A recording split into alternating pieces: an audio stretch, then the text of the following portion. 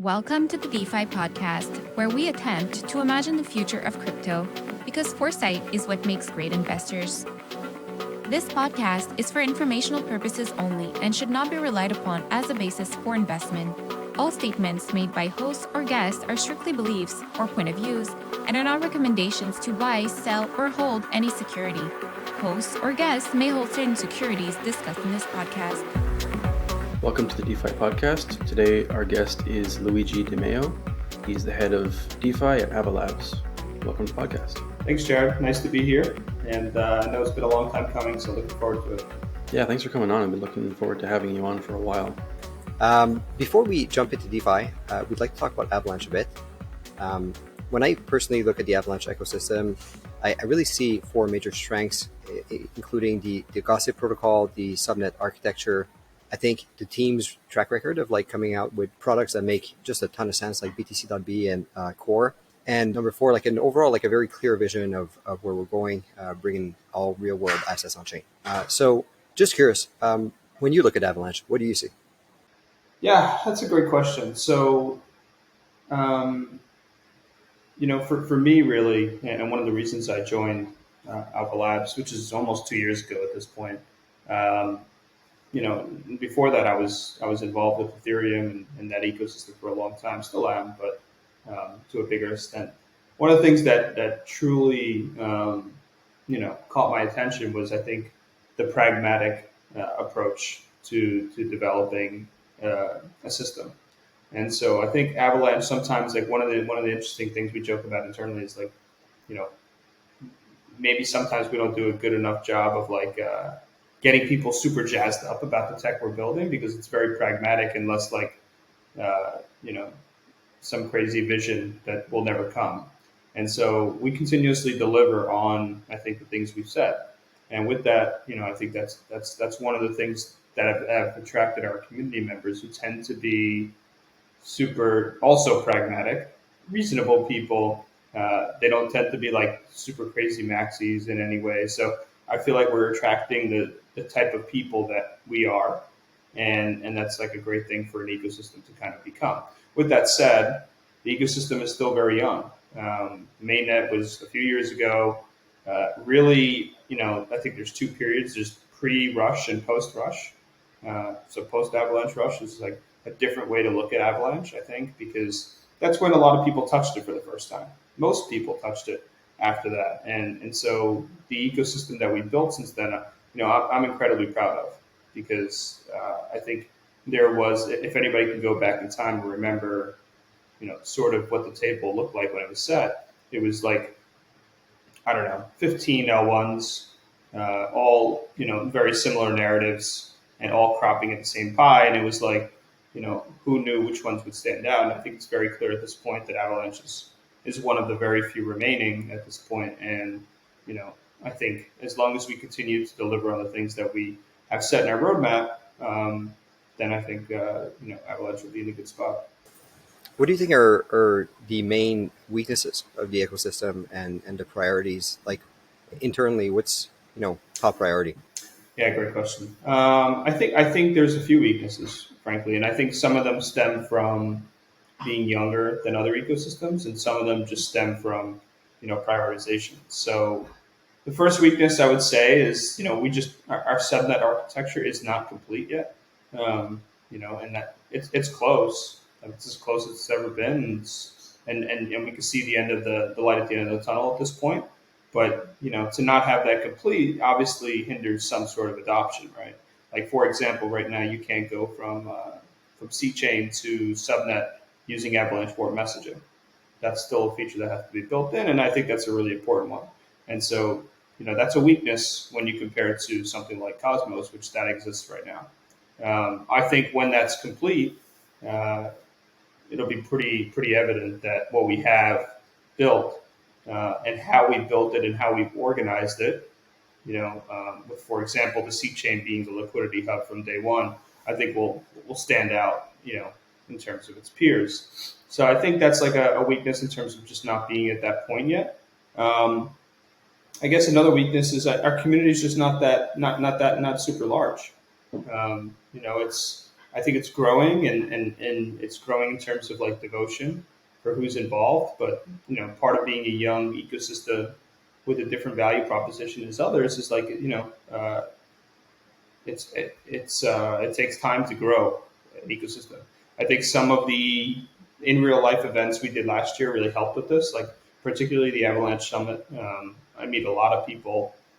People stop me on the street if I'm wearing my hoodie and say like, "Oh, I was at the Avalanche Summit," which is like very crazy, but also shows like the growth. And so this year we'll also have many events. We got the summit coming in May, beginning of May, so that's exciting. So it's just I think the other weakness is just growing out the community. I think that takes time. And I remember being involved with Ethereum really early on, and like it's pretty similar. I think the difference there was that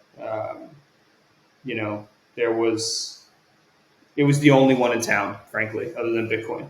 And so obviously it was easier to coalesce around one thing. So there's a topic like in the blockchain community that I think is like just never discussed, and I sort of don't understand it. Everyone I bring it up to, most of my friends in the ecosystem are DeFi nerds, so they don't actually really care about this. But it's sort of the killer feature that I think needs to come forward for everything to work. To me, it's consumer transactions, which it's sort of the holy grail.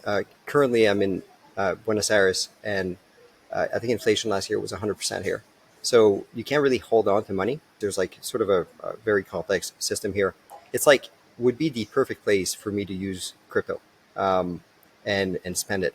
Yet I work in the industry, and I've done the analysis, and it makes more sense to send myself money via Western Union, which is just insane. So why is that? Why does it make more sense? So because I can't spend it, right? So if I send myself money via crypto, I can't go to a store and spend it. So I need to have actual cash. If I could use it to make transactions, there's absolutely no way that I would be spending the very, very high fees it costs to use Western Union. So yeah, is that something that, I see the vision of bringing all assets on chain, which I think is like a huge, super important goal. Makes a ton of sense, but I don't hear a lot about transactions. Just curious, is that something that's being discussed internally? Yeah, a lot, really. So I think your point is incredibly well taken, and it's sort of the point that I've been making a lot, especially with all the news that's been going on with respect to stablecoins, all these securities, all these various things. I think as we sort of think about crypto, a lot of the effort and time has been spent on fiat on and off ramps. How do we get from this current system, this current digital system we have, into the legacy system? I don't think enough time has been spent using the digital system for the real world, as you've mentioned. And so, what's that going to take? Well, there's, I'll just outline a few of the different challenges, right? This is always one of the things we've talked about, 2016, 17, 12 to 2012, for example, like as a great use case, and it just hasn't happened yet. And I think part of the reason is, number one, it depends on the jurisdiction you're in. So there's regulations, and then there's also just the way things are handled in certain countries.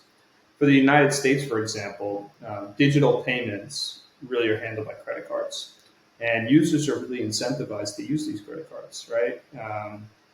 I get 2% cash back on every transaction, so I'm incentivized to do this. It's terrible for the merchant, but it's great for the user.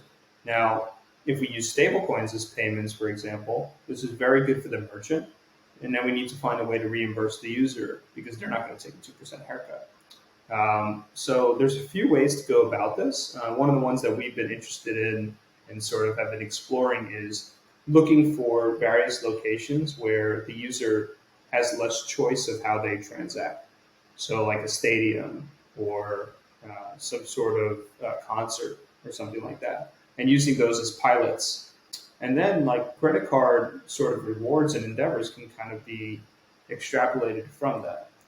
So that's like a United States type of approach, but being able to spend your crypto, then leads to another inevitable situation, which is the merchant now has crypto. Are they looking to offboard it into dollars and pay their employees? In which case, like they would use something like the Circle API, go into dollars and then pay their employees. That's not great either, because now we've once again sort of involved the legacy system, and now costs go up. So the key is can we pay employees in these assets? Can we pay expenses in it? And if you can get to that point, you really have like a very reflexive system. And, then the regulations and the concerns about CBDC and all of these things become much more challenging. And I also think at that point, it's a lot more difficult for regulators to hamper down on these products because the user will have found something that they enjoy. And there'll be some social consensus. Whereas right now there isn't. My dad doesn't care whether or not he can spend USDC or any token. He doesn't care. In other jurisdictions outside the United States, it's a little bit more interesting, right? Argentina is a good example. Venezuela, maybe like Lebanon, countries like that. It would be very interesting for people to be able to hold stablecoins and pay for them, but you really need localized expertise to understand the dynamics of that market, which merchants you need to go to. And there are many teams that I'm talking to working on this. It'll be interesting to see if this is something that can happen from a small team or it'll take an existing incumbent to actually make happen. And I'm very curious to see that. So I think it's going to happen one day. The question is, will it happen like the way the system's set up now, or will it require some sort of CBDC to happen? And that's sort of like a dystopian reality that I hope doesn't happen. Right. And do you think it would happen like on one L1 specifically, or sort of happen for the blockchain ecosystem as a whole? So with CBDCs, like I kind of get this. The cynic in me always thinks that they'll just use a private blockchain that they develop. Like for example, if the Federal Reserve was to create a coin, I don't see how they wouldn't create Fed chain and have their own ledger. I just don't. I find it hard to believe that they would rely on a public blockchain at that point because they want ownership of it, frankly. They want to be able to like freeze assets and all these things. So, I mean, you can still do that on a public blockchain or your private subnet or something like that, but it'll be interesting to see how that plays out. I think we're very far away from things like that. On the stablecoin side or, using that, then I do think like a payment subnet would be interesting. Like USDC is the gas token, and USDC being spent across the world, or USDT for that matter, whichever token. I think that could create really, really, really interesting UX. Yeah, I was sort of thinking that like the faster that we can get stablecoins used for payments, the dystopian idea of like the Fed chain, like you say. I mean, at the very least, they're going to have a bridge between the two, right? Yeah. If USDC is like a major method of payment. So the faster this happens, the less dystopian we sort of become. Yeah. And it's incumbent on this whole industry to do this because otherwise, the beautiful thing that we've created will become sort of, once again, very dystopian. Right. Okay. Interesting comments. Thank you. Moving to subnets. I think they're, obviously very exciting. They provide like essentially infinite scalability, and obviously a major strength for Avalanche. Can you tell us like how do you see like the subnet ecosystem evolving? So specifically in DeFi, which DeFi protocol should have a subnet, which shouldn't? How is that going to play out? It's great. It's a very good question. You get to this point where sometimes you have too many app chains that are trying to become their own subnets. And then you get to a point where like none of them want to. For me, like the way I see this playing out over time is that there'll always be some sort of hub, which will be like the liquidity venue, for example.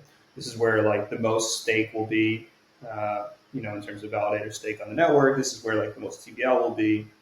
And it'll be the safest place. And then I think there'll be like mini hubs for various different things. Like you can't have a central limit order book on the same chain as other things. Like it has to be its own chain. So I think those will make sense, and then those will all have to fight for liquidity. And that's no different than the traditional world. Like central limit order book exchanges exist in TradFi, and like there's one here, FTX, Binance, there's like New York Stock Exchange, NASDAQ, and they all need to fight for the same liquidity. And I don't see that being any different with an app chain from that perspective. So I think like certain types of applications make a ton of sense. Like lending protocols are a little harder because of flash loans and things like that.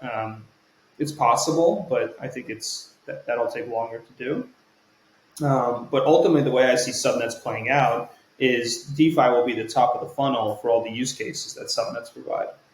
And so, if you have like gaming subnets or, some sort of social media subnets or anything that, there requires a lot of users and microtransactions and things like that, I think they will leverage the hub or the Avalanche C chain, for example, when they need to transact deep liquidity. And that can all be obfuscated away from the user with something like Avalanche War Messaging AWM. So I'm very much looking forward to getting more subnets online with a lot of users and transactions, and then being able to have the C chain leverage all of that activity. And that's sort of what I said in the beginning, where we started with the hub and now we're like tantalizing out. Whereas like for Cosmos, for example, they're still like fighting over the hub. And so structurally, it's a very different setup. So it'll be interesting to kind of see how that plays out. Can you actually comment a bit more on what you mean by the hub and Cosmos? Yeah, like not the Cosmos specifically, but like how you see the comparison. Yeah, so like the C chain is where all the liquidity is right now for Avalanche, for the most part. So there isn't much debate about, if I need to access deep liquidity, where will I do it? On Cosmos, there are like 3 or 4 or 5 different chains that are attempting to be like liquidity hubs, and they're all fighting over that.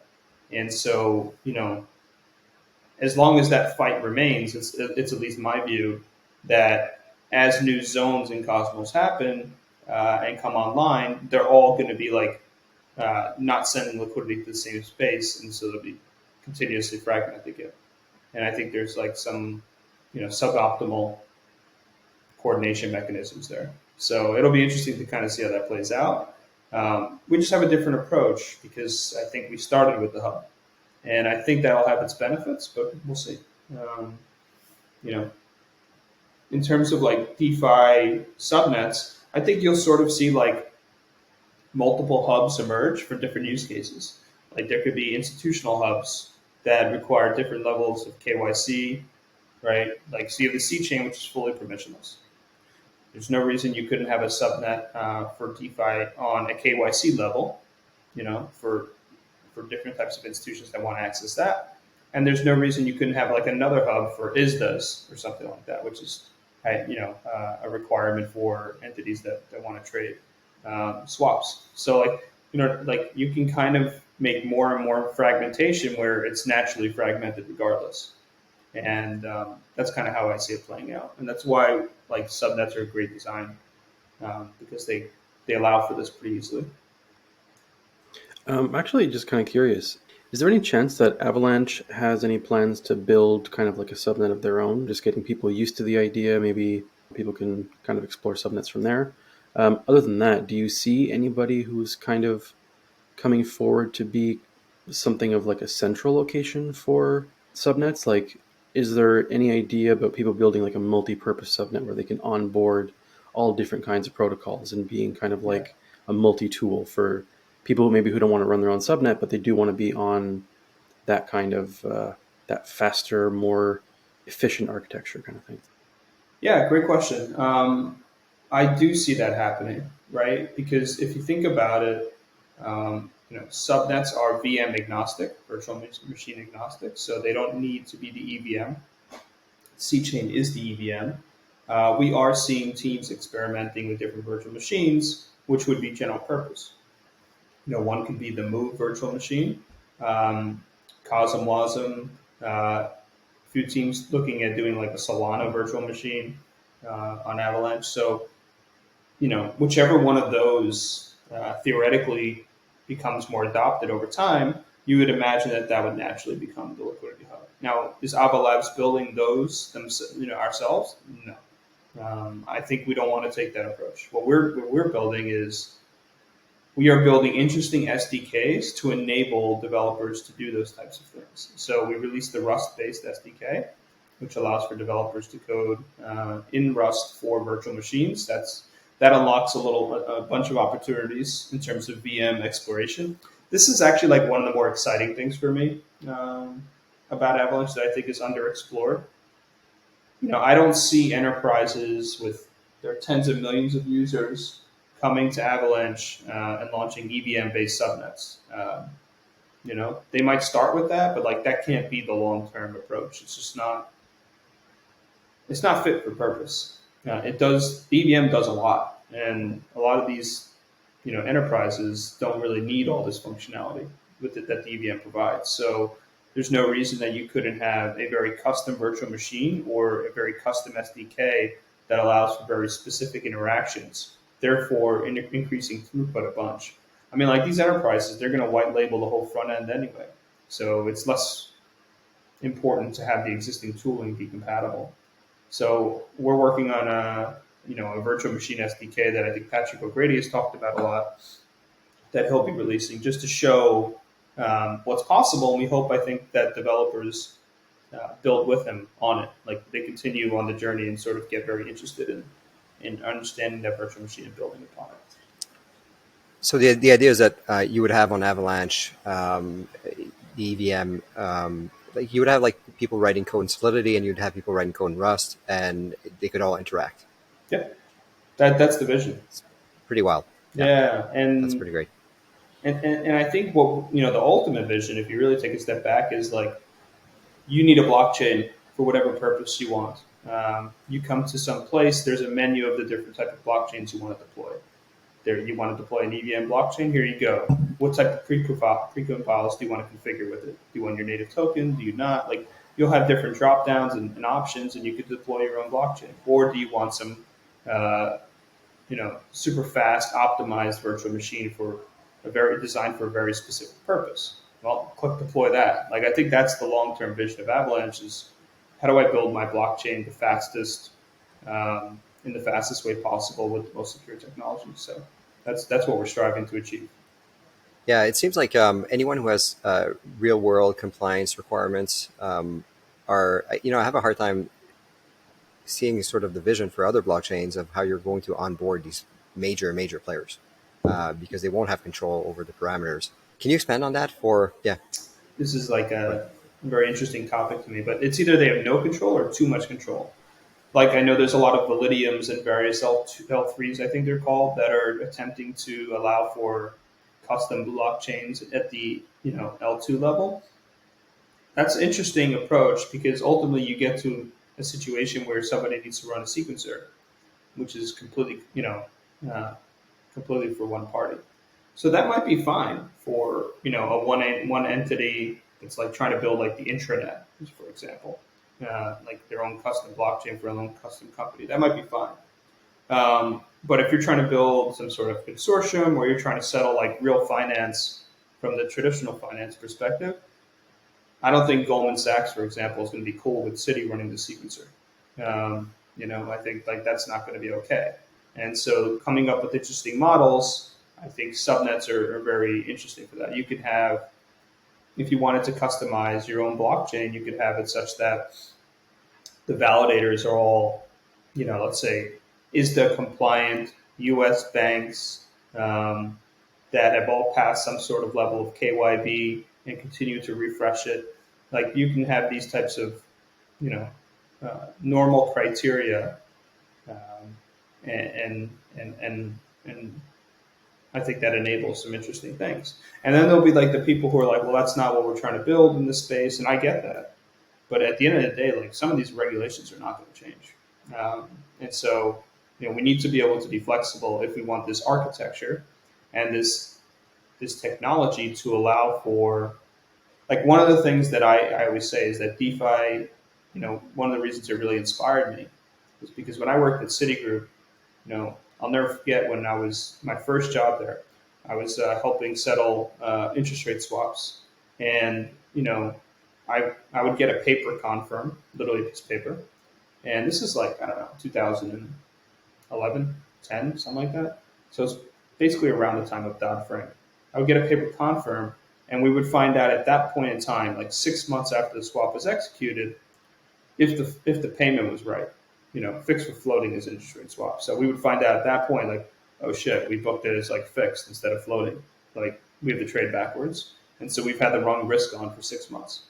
And like, I was just baffled by that whole situation. And part of the reason is because the growth of finance, especially in the US, has been this like whole world of like mergers and acquisitions and layering technology systems on top of technology systems.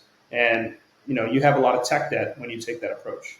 And so I felt like DeFi would be the perfect exogenous infrastructure for TradFi in the future. So it's the only way that they would be able to change how they settle assets. The only way to get to atomic settlement and these types of things. So that's something I'm super excited about. It's less sexy. It's always been less sexy for the industry, but it's a massive market and it's a great use case. I find it pretty interesting. How's the onboarding of? I'm sure your BD team has been reaching out to a lot of players of that sort. Like, what's the response been, and how are things going in that regard? Yeah, we have Morgan Kupetsky on our team. She heads up our institutional capital markets efforts. I work pretty closely with her on these because just naturally speaking, DeFi and institutional capital markets, I think, coalesce in a lot of ways. So we've been very active on this front, I can say. It's been a lot of conversations, a lot of educating. The FTX and all these other debacles have not been helpful. But in spite of that, I'm very excited where we are. And, I think that, over the coming months, we'll see some really interesting developments, and hopefully we'll be able to provide some exciting news for people. And so, I think that'll be great, like pilots and use cases and traditional institutions that you'd never expect getting involved in the space and trying to use DeFi as the rails for traditional finance. That's really our hope. And this is one thing that we're doing. Like, we're obviously very active on the traditional DeFi front, as you know, as well. So we kind of talked a little bit about the sort of ability for subnets to become compliant.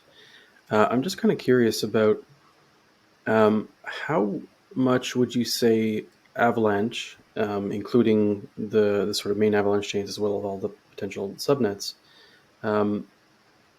what would you say like the general ranking would be in terms of like censorship resistance? Let's say some people want to remain private on the blockchain.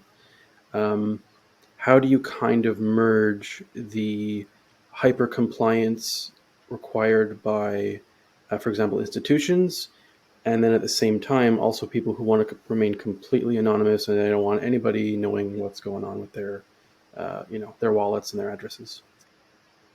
Yes, very good question. I think this is like why we designed subnets the way we did.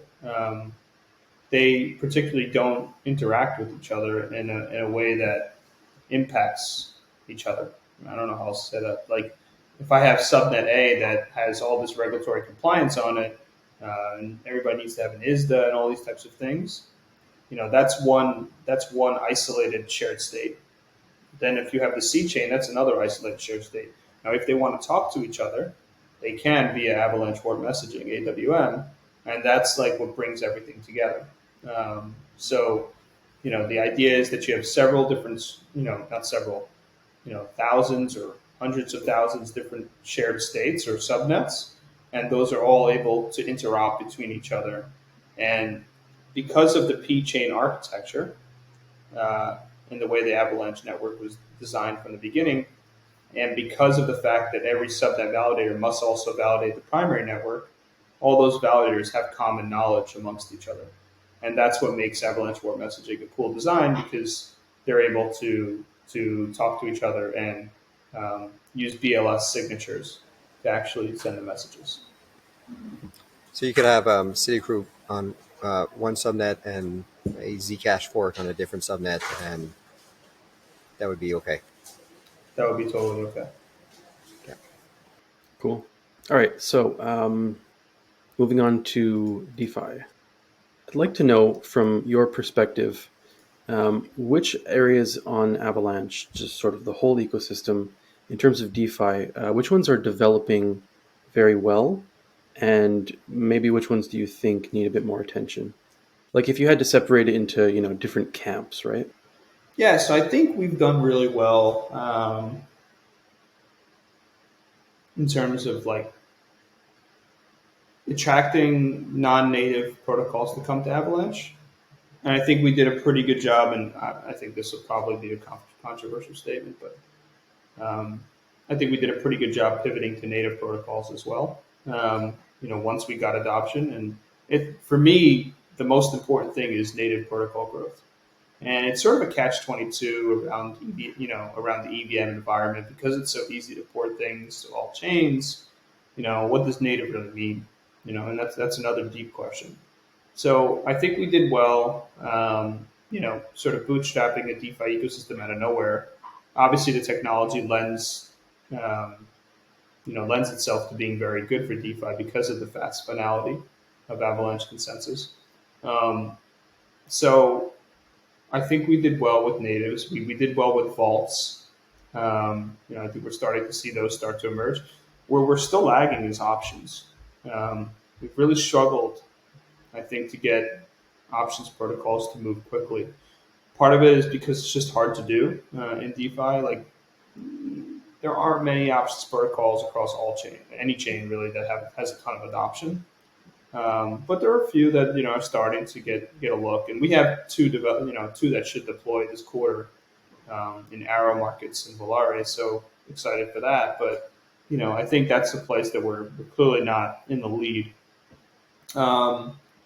It's clear that I think that other than options, we have all the primitives necessary, and liquidity book was like sort of the one that I think finished the piece because we didn't really have a lot of concentrated liquidity dexes. But with that said, we should have more. We should have more competition in that space. There's different approaches across chains. Like Arbitrum, for example, has like 10 different dexes all fighting and trying to kill each other, which is what Avalanche had in the beginning too, right? This is like the natural way that the ecosystem gets bootstrapped. But we've also seen some really good builders not be able to get product market fit. And like that's probably been the most challenging thing for me. You find like really strong builders who, care deeply, have the right intentions, are trying to build, and ultimately just for whatever reason, product doesn't get adopted. And being able to, keep their spirits high and keep them engaged, especially in a bear market, that's a challenge. And that's not a challenge that's unique to Avalanche. That's a challenge that's unique to most chains. But usually, like the way it goes in DeFi is, I build a DApp on chain A and it failed. I go build something different on chain B, and then maybe that one hits or maybe it doesn't. And so like these are the types of things we juggle. But I'm pretty proud of the ecosystem we have right now, and I think it's really starting to flourish again now. A lot of people forget, like we went 2021 with a decent amount of incentives in the market. In 2022, like that got wound down hard, and so you had this natural tailwind to headwind, which now we're kind of at a very neutral place. So I think that's pretty natural. It's sort of interesting your comments on dexes. Just a quick question on options.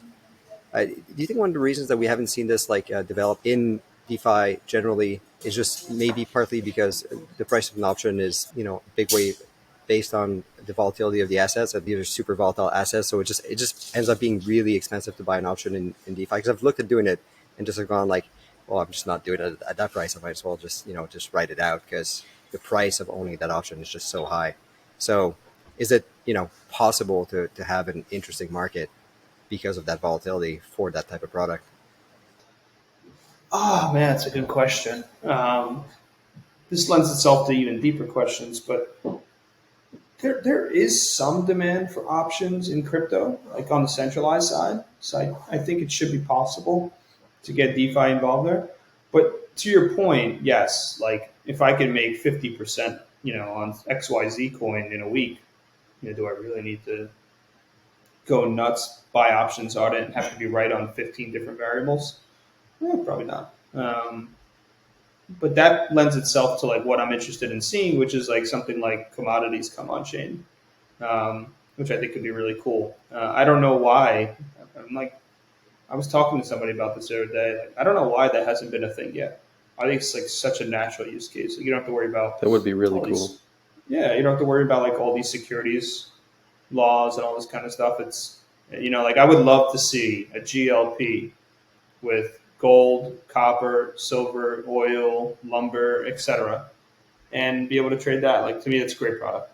Somebody should do it, and please do it soon. I remember, I'm pretty sure Bitfinex tried to add a tokenized gold, and I don't know if it actually went very well. It might have not, but I think it could just be that my hypothesis is wrong. But I do see that I do think people would trade like perpetuals on commodities, even FX. Like I think, and that's how you invite more sophisticated investors into this market. Like, how can you have a macro fund in DeFi right now if all you trade is Bitcoin, ETH, and a bunch of shitcoins? I think maybe it has to do with a lot of the sort of where the market is, right? Because when you look at the majority of people who are using the blockchain, a lot of people aren't going to be super interested in buying gold because there's not going to be some massive gold, bull run. You're not going to expect like a 10 times return from gold next year or something. Yep. Well, that's an issue upon itself, though, because you won't always see that in crypto either. I agree. It's just it's a very nascent asset class, and that's why you see these returns.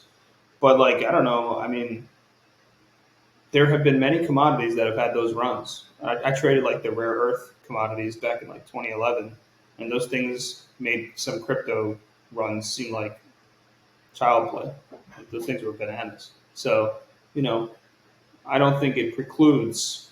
And the thing about that's cool is like there's a different story every day. Like there could be some like oil field that blows up and everybody wants to trade that day, or somebody like found a bunch of gold in Nevada and people want to trade that, or like the whole nickel fiasco that happened like months ago where somebody cornered the market. Well, wouldn't it be cool if the market was actually larger because crypto is involved, and then when they would also have to corner that market? So it would be cool to see like us. To me, that's a real world asset. That's an RWA. Taking a commodity and putting it on chain is, lower hanging fruit, and I would love to see it. And I guess we'll probably see that before equities.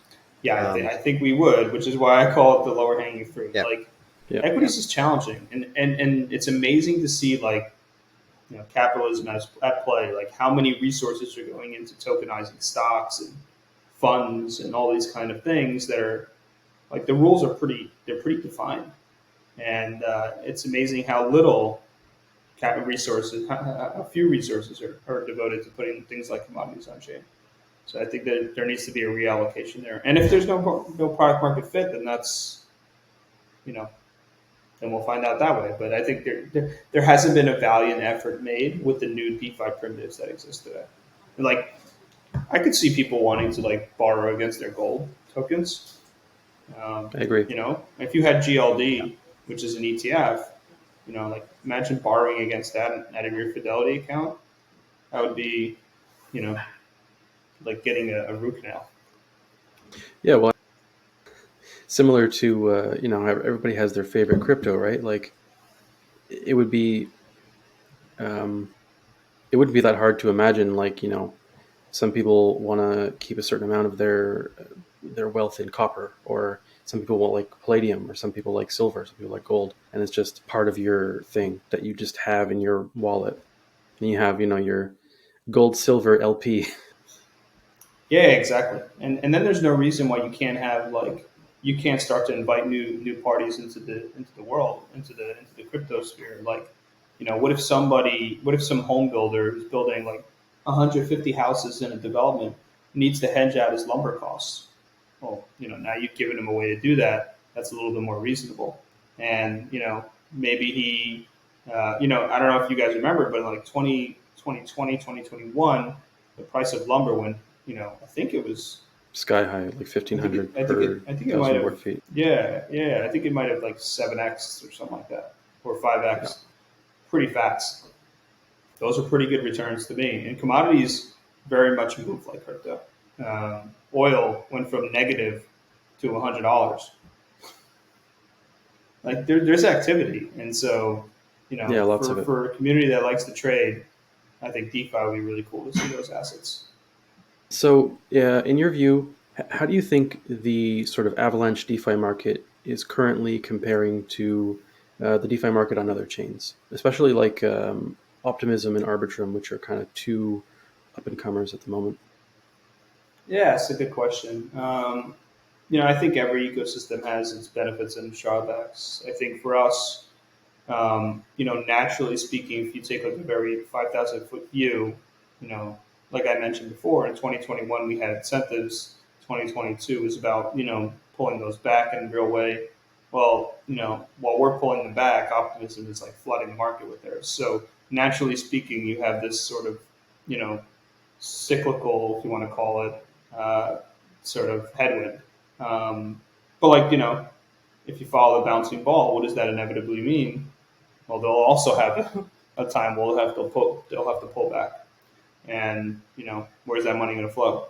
And so, I think for me, like the way I think about it, there will naturally be, like everything in crypto, there will be cycles, and there'll be mini cycles. And for us, the important thing is to cultivate a very strong builder and developer ecosystem, to have all the DeFi primitives available, to get the coolest assets to trade, and then to have, and this is like, I think, the differentiator in a big way, and then to have the subnet adoption fuel the DeFi ecosystem. So if I have 10 million, this is like the Substack that I wrote, where I mentioned like the Pikachu subnet or whatever it was. Imagine we have some game subnet with 10 million people on it. We need to transact $5 a day. That's a lot of activity for DEXs that potentially could be on the C chain or whatever hub there is. And that's how this space grows. It's not PvP capital across 5 chains, all fighting for the same 6 whales. That's just like a very depressing reality of where we are right now. But I think that'll change pretty soon. Yeah, so I think Avalanche has been kind of an interesting area to watch over the past year or two, when you see the development of some completely unique systems evolving. So you've got Dexalot building a club on a subnet. You've got the new FEX by Enclave. You've got the new Trader Joe's liquidity book model. You've got this single-sided liquidity AMM by Platypus.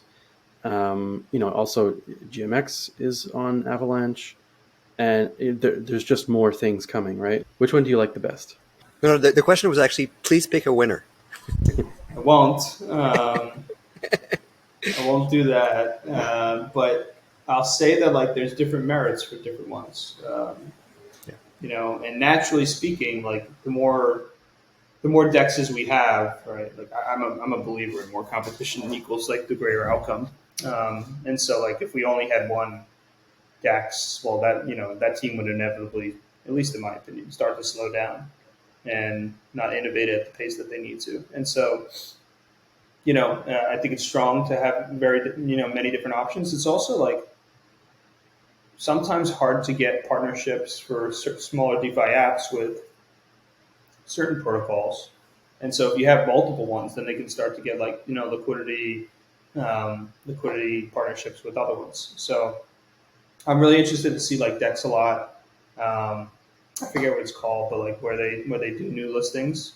Oh, Dexalot Discovery for new tokens. I'm very intrigued to see that play out, because we haven't really seen that in DeFi. We haven't seen a new listing come onto a central limit order book, which is kind of how it works on traditional finance. So I'm really interested to see that versus the old model, which is I just lob 50% of each token into an AMM pair and go nuts, people.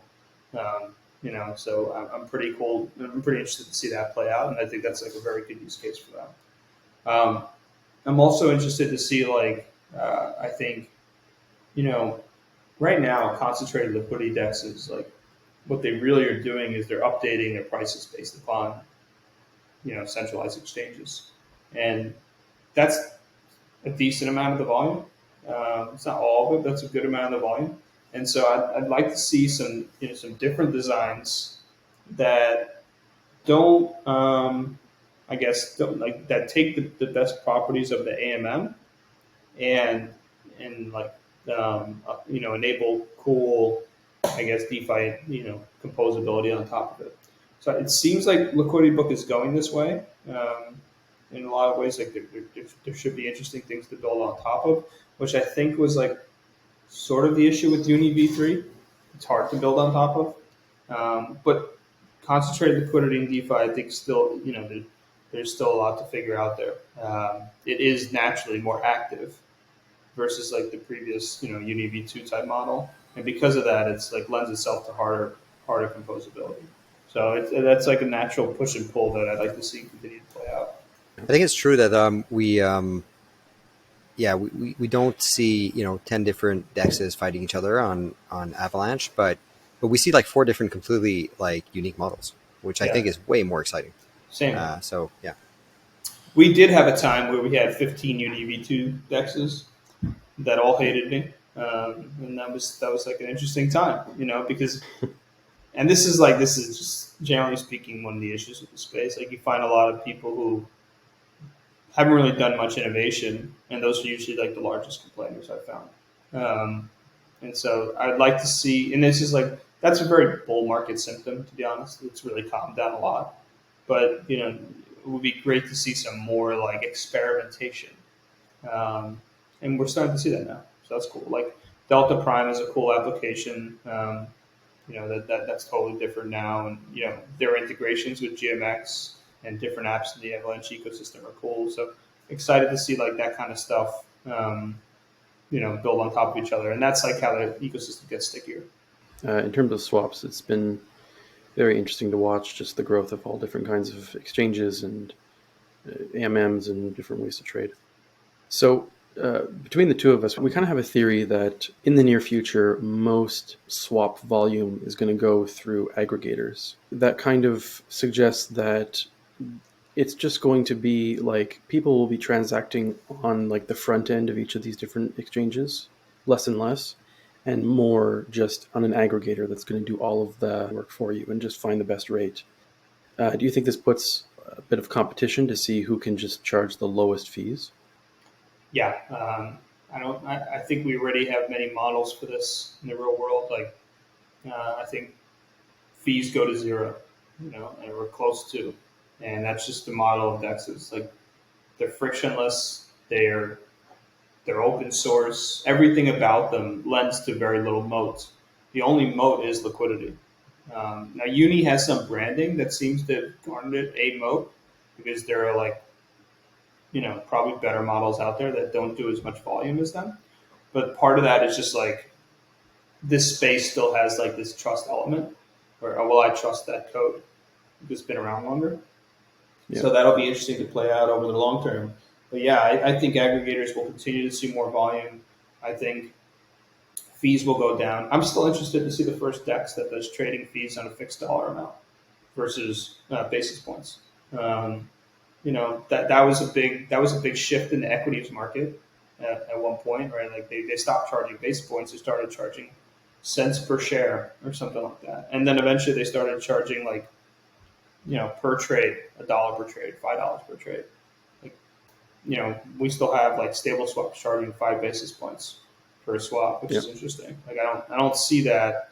Like I don't see somebody wanting to swap $100 million and pay 5 bips on it. And I don't know if that model is going to true out. And part of this is because all these different apps, and this is like a very interesting dynamic, are trying to fight between creating revenue and value for either equity holders or token holders versus like what just gets us the most volume. And this is like going to be a natural push and pull. Like this is the same as it was in TradFi. Okay, so just moving on, I want to talk about BTC.b.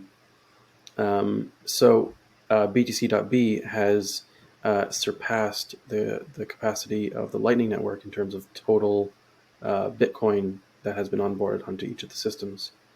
So I think this kind of shows that BTC.b as a token is way more useful on a network like Avalanche than Bitcoin is on the Lightning Network, where it's just kind of like Bitcoin that's a little bit faster, a little bit cheaper, what is internally like the true vision for this asset to be on the Avalanche chain? Yeah, good question. I get a lot of questions about this, like, why are you pushing Bitcoin? You know, and like to me, it's a strategic asset. Like it really competes with let's just call it spade a spade. It competes with wrap Bitcoin, which costs 36 bips to mint and then subsequently redeem. BTC.b costs nothing basically to go from Bitcoin to Avalanche and back. And so for me, permissionless or near permissionless, being able to transfer Bitcoin from the Bitcoin blockchain to EVM chains, just really don't have it. There have been many that came around, like there was Ren, and then Alameda bought it. And I don't know what happened there. And then there hasn't been really many options that have really flourished. And so for us, the way we think about it, at least the way I think about it, is if we can get BTC.b to be adopted, then Avalanche C-Chain can be sort of the routing chain for Bitcoin adoption across all chains.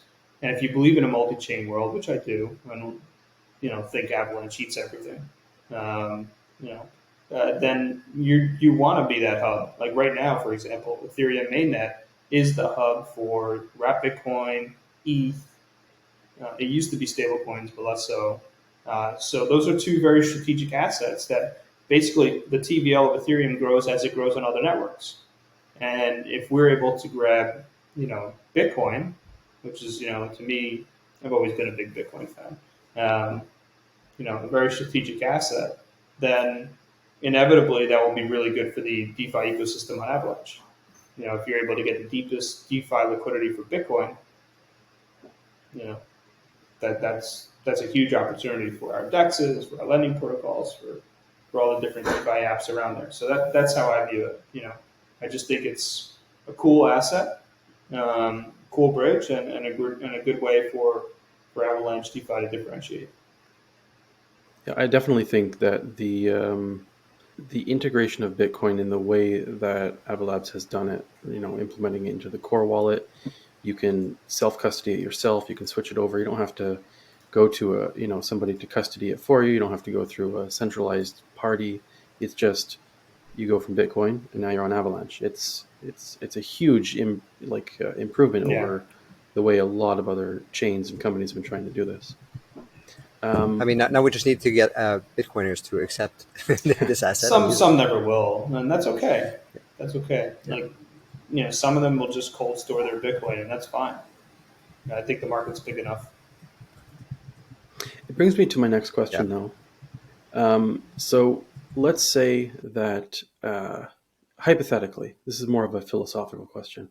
Let's say that BTC.b becomes the sort of go-to destination for people owning Bitcoin who want to actually use it rather than just, cold store it forever.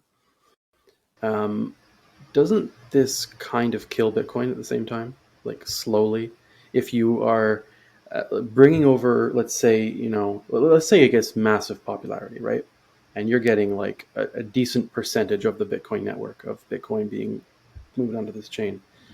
But in this case, then you are lowering fees on the Bitcoin network, which could potentially lead to like a security vulnerability for Bitcoin, because now all the Bitcoin's been off-chained and it's just kind of sitting there. Oh boy.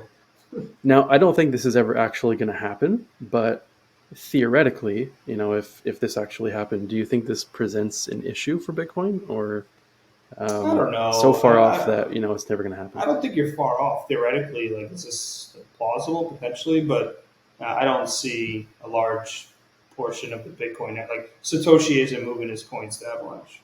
I'd love him to. I don't think that's going to happen. So I just think there will be naturally just a subset of the Bitcoin ecosystem that is just unwilling to do anything with their coins but store them in cold wallets, which is fine. That's sort of like what they want to do, and that's cool.